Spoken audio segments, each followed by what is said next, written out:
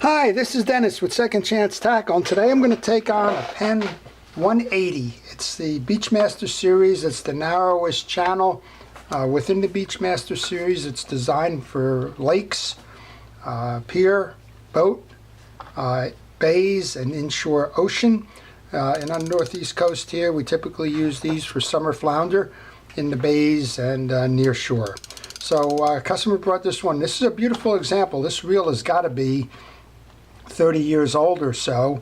You can generally tell by the old Bakelite handle on them. The chrome is bright, the spool is clean, the reel overall is clean. So what's the problem, and why do I have this in my shop? Well, the customer is telling me that when the drag is fully engaged, which it is right now, the reel turns and does not hold. So there's two things going on potentially here. We'll take a look at it because we're going to rebuild the entire reel. But it's either going to be broken line, which would be to me the number one culprit, and then, or number two, the drags are bad. If the drags are bad, I have replacement drags, and we'll go through that service as well. So how does broken line get in here? Well, if the spool tensioner is backed off too much, it creates slop in the spool, and under tension, the line can slip behind the spool and either side plate, the non-bearing side plate or non-gear side plate, or the gear side plate. So let's take it apart, find out which one it is. If it's something else, I'll kind of be surprised. So this is the one time that I actually use the Penn reels wrench that comes with the reel. That's because on this, the handle screw is actually on here. Most of the time you'll see that multifaceted handle screws. This is for the Long Beaches, and this is for the 6.0 Senators. And I use the aftermarket tool. It's longer, it's wider, and it's easier to take those nuts off. But in this case, I need the handle nut. I believe that's a 10 millimeter if you don't have the Penn reels wrench. And we'll start by taking that off.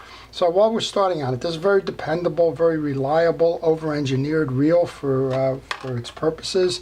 Probably sits in long lines of the Shakespeare SKP series or other lighter duty reels. The Ocean City 900 series was one of those that it competed against. But this one is very much over-engineered. And again, this one is in excellent condition. You'll notice as I'm doing this, removing that star drag nut and the ferrule, that I'm putting these pieces and parts into a parts tray. And my parts trays are very simple. They're just the bottom of plastic jugs. Most of the time it's just a milk jug. I just keep them for a while until they kind of get dirty, and then I toss them. But the idea behind a parts tray is to put all your small pieces and parts in there so that when you go to reassemble the reel, you know where they are. It's all too easy to just take a nut and put it on the workbench like I just did there, and have it get brushed away while you're reassembling or moving pieces and parts around or searching for a tool. So why did I just put that screw on the bench there and just did it again with that screw? Because I want to show you there's a difference in the screws on the side plates here. The way that Penn made this reel, there's actually two different size screws. There's a screw that fits with the reel seat, and there's a screw that sits with the crossbars. The reel seat screw is smaller so that it does not protrude outside of the reel seat here and snag line. So when you go to reassemble, make sure that you do it in that sequence there. Okay, let's find out if it's line. It's line. There you go. So we had a piece of line that got caught in there, and that's the cause of that skip. And what happens is this line gets tangled around the protrusion on the spool here, and it prevents it from locking in with the spool gear, and that's why you don't get good contact. So if I was just in a rush for this customer, I guess if I wanted to take the shortcut and the easy way out, I would probably say, okay, I got the line, just go reinstall and it'll be fine. But that's not best practices. That's not what you should be doing here. And since I have the reel open, I'm going to take it apart and show you the whole piece anyway. But the reason why you shouldn't do that is it got caught on here. So what can happen is it can break into small pieces, and those small pieces can lodge in the mechanism inside and behind the bridge plate. So you want to make sure you're thorough, since you have it open anyway. Go in there, take all that apart, make sure that there's no other pieces inside there that could clog the reel later. So we're going to do a lubrication on this reel. It doesn't look like there's any cleaning. Like I said, it's in good condition. We're going to grease it, and we're going to use a Penn Precision Reel Grease or a blue grease to do that. And I'm going to start by just taking the spool out and putting a dab of the blue grease onto the bearing, the non-gear bearing side plate where the spool seats. I'm going to check the back. It's clean. Looking here, there's a little bit of something in there. And we're just going to reinstall that spool. And we're going to set that spool aside. We'll come back to that after we do the servicing of the side plate. So the bridge plate now is held on by 4 screws, 2 high, 2 low. These screws are different too. The screws up top are partially threaded because springs ride on them. And the screws below are fully threaded, no springs. Make sure you put them back in that order. Make sure that the ones below have the fully thread and the ones above the partial thread. If you put the full thread above and a spring is riding on there, there's a potential that the spring could hook into any of those grooves and give you suboptimal performance, or not seizure, but make it work ineffectively. Okay, so that being noted, we're going to take this out.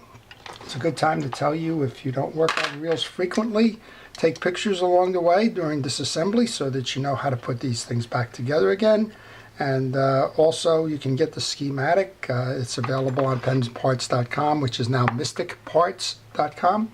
And if you do that, you can always look at the exploded view to see where the pieces are if you happen to have one left over after you're done working. You'll notice I cup my hand around this side plate as I've been disassembling it.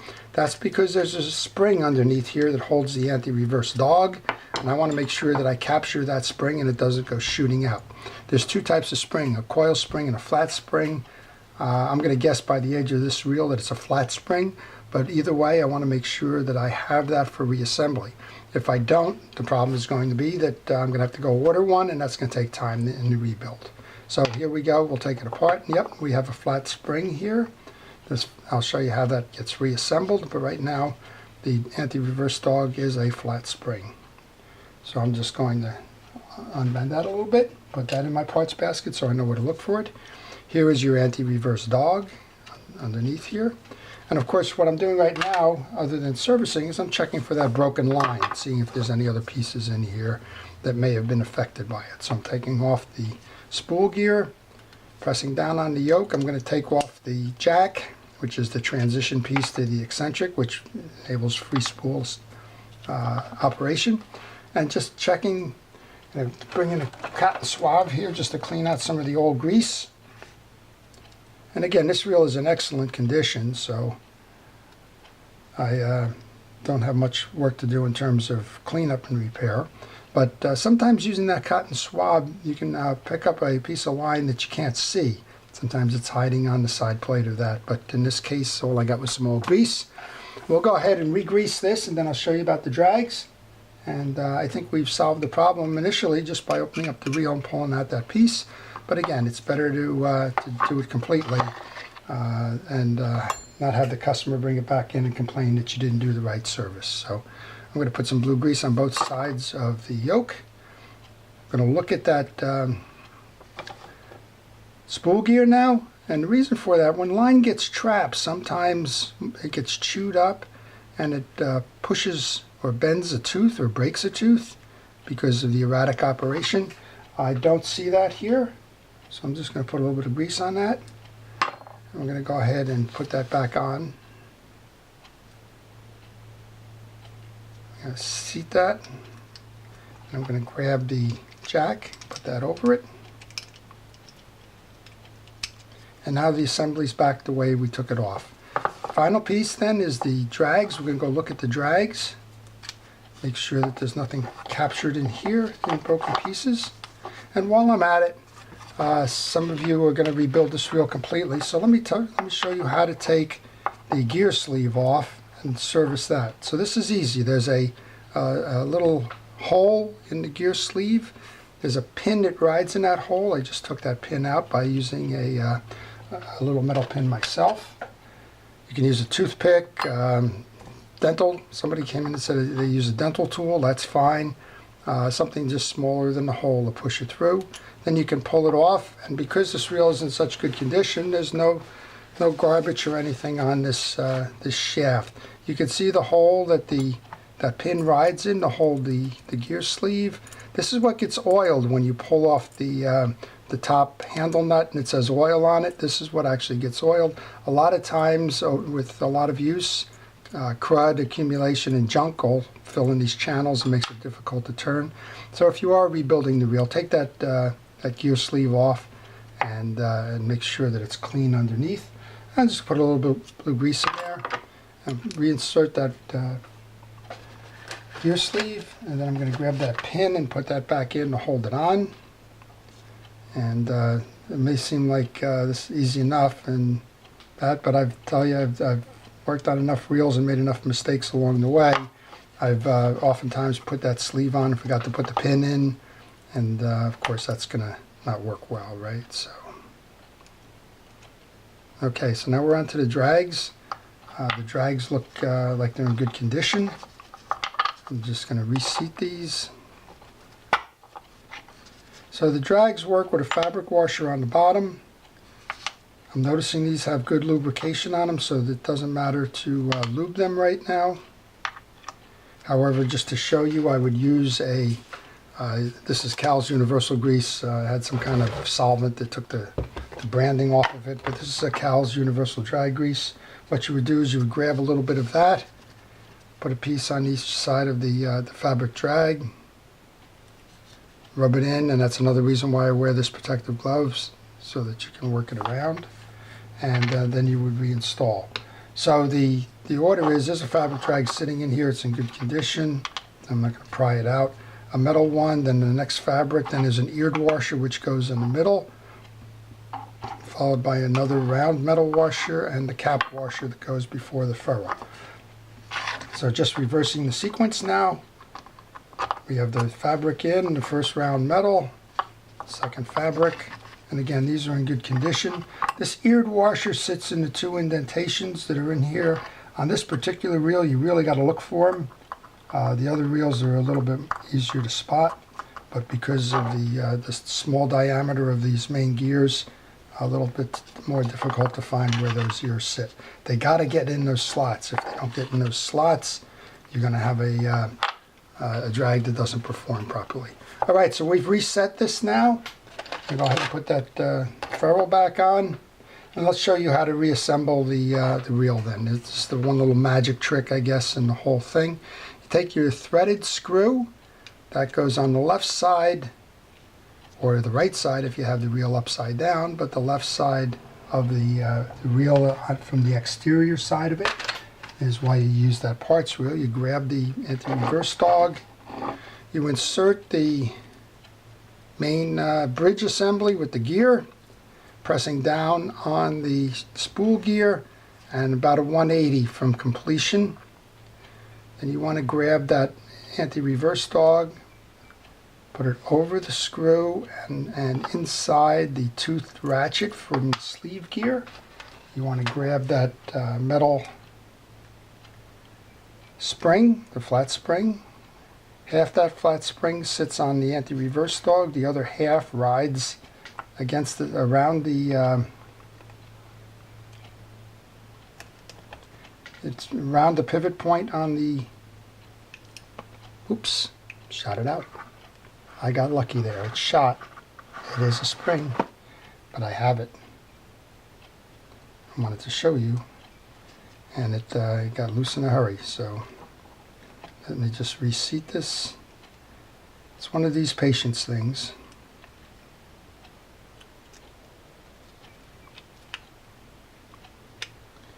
They said on reel repair you need a lot of patience and a sense of humor. All right, this one is just a little bit. You can bend these to a certain extent to correct them. This one is just a little bit out of alignment at the moment. You could go get a new one, but I think there's plenty of spring left in this one. Okay, so I just want to make sure I have this reset again. And we'll do it one more time here. Flat spring on the top of the anti-reverse dog. around the pivot point, wrapped to the side of the plate. And it may be hard to see on camera, but it's laying on top of the anti-reverse dog. Here's your pivot, here's the side plate. That's going to keep the pressure on this and force that to go up and down as the reel is turned. Once you set that, you can complete the turning of that bridge plate till you align with the holes. And on this one, I'm retightening this screw. I simply do 1 or 2 turns just to make sure it's seated so that I can properly align and set the other holes. So I go X pattern, I go up, down, left, right as a way to seat this. That keeps the proper tension on these. I'll come across the top. And again, now you're seeing the value of that parts bucket. All I have to do is look in there for the pieces and parts as opposed to looking on my workbench and finding out that maybe one of them made it to the floor and kind of having a panic moment. So last one in here. And again, these are all partially tightened, and once I get that last one in, I can fully tighten down now because I'll have the proper torque on these across. And that's what we're doing right now. We're fixing the full 4 of these.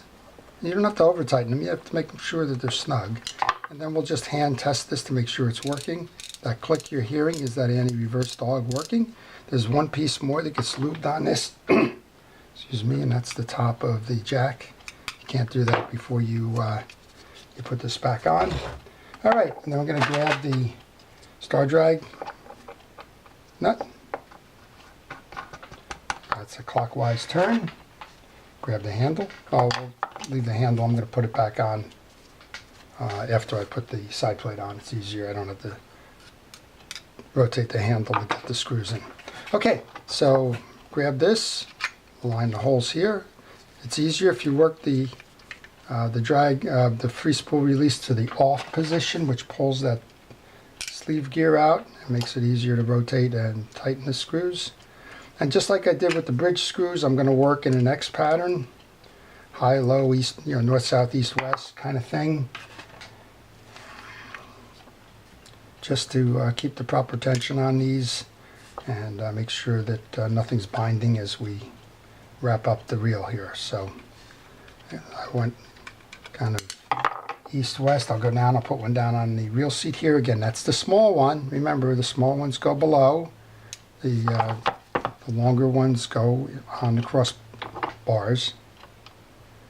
Easy enough to make the mistake. I know with the reels that I service, a lot of them that have come in have been serviced by somebody else, and I'll be taking these out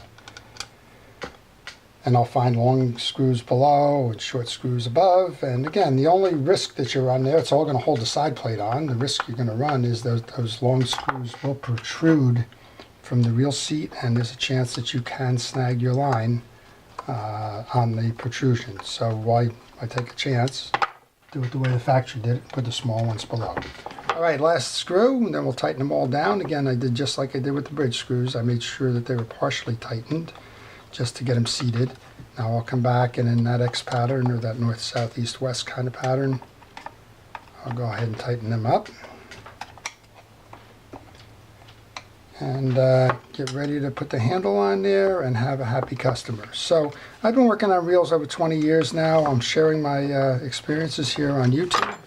If you like these, I would encourage you to indicate that on the like screen. If you want to see more, I would tell you to go ahead and subscribe. And most of the reels that come into my shop wind up on here unless they're duplicates.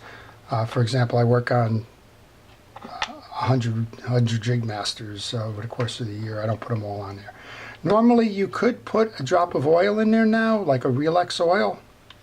Oh, I'll get it right yet, Real-X oil here, but we put the blue grease in there, so it's not necessary at this point. But there is a reason why Penn put oil on that the little screw I'm putting in now, and that's so that it gets oiled. So if you're maintaining your reels, make sure that you do that on a regular basis. Back to that Penn reels or that 10mm nut, we're going to close this up. So I hope you've enjoyed the video. It's fun doing reel repair. It's fun doing maintenance on reels, and if you have the knack to do it, I would encourage you to go ahead and get that done. And we're turning well. We got a nice turn there. The last thing we want to check is the spool tension. That's about right. You want a little bit of movement in that spool. You don't want a lot and you don't want to over tight. But that's the way you set the spool tension. It's done with the tension bearing on this side. And this reel's ready to go fishing again. So the customer will be happy, and I hope you've played along and enjoyed it. And if you have one of these, I hope it's encouraged you to go work on your reel. So with that, I'm going to end the video. This is Dennis with Second Chance Tackle. Thank you for watching.